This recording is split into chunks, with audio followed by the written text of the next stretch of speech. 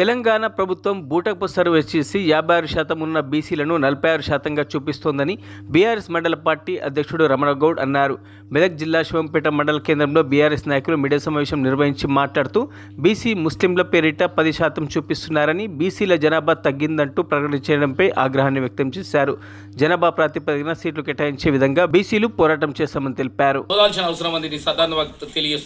అంతేకాకుండా రేవంత్ రెడ్డి గారు బీసీలను మరోసారి మోసం చేస్తున్నాడు. కులాల మధ్య చిచ్చు పెట్టే విధంగా రేవంత్ రెడ్డి గారు చేస్తున్నారు. ఏదైతే బీసీలను ముస్లింలను కూడా బీసీ ఓసీ ముస్లిం అని చెప్తూ కోర్టుకెళ్ళని మీరు అని చెప్తూ ఏదైతే మతాల మధ్య కులాల మధ్య చిచ్చుపెట్టి ఏ విధంగా దీన్ని ఆపాలి, స్థానిక సంస్థలు ఆపాలి, మోసం చేయాలని రేవంత్ రెడ్డి గారు చూస్తున్నారు.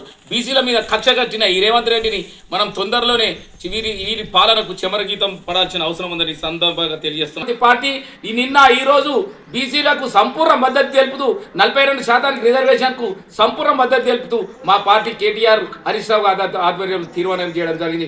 ఒకసారి మీరు ఆలోచించాలి, 42% రిజర్వేషన్ ఇస్తున్నారు. ఎస్సీలు 17% ఉన్నారు, ఎస్టీలు 10% ఉన్నారు, 27% ఉన్నారు, ఇంకా మిగిలింది 23% సుప్రీంకోర్టు గైడ్ లైన్స్ ప్రకారం. మీరు ఏ విధంగా 42% ఇచ్చారు మనకు? ఏ విధంగా ఎలా అయినా చేసి డెడికేటెడ్ కమిటీ ప్రకారం తమిళనాడు తరాలు మాకు బీసీలకు ఇవ్వాలి.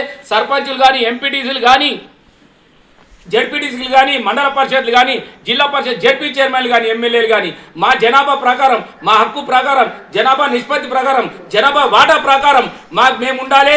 నాయకత్వం కావాలి. మేము అడుక్కోవాల్సిన అవసరం లేదు. బీఫామ్ల కోసం మీ దగ్గర కావాల్సిన అవసరం లేదు.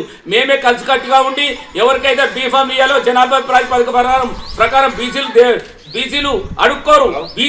బీసీలే బీఫారం ఇచ్చే విధంగా మేము నాయకత్వం ఎదుగుతామని సందర్భంగా తెలియజేస్తున్నాం. మరిన్ని అప్డేట్స్ కోసం మా ఛానల్ ని సబ్స్క్రైబ్ చేయండి.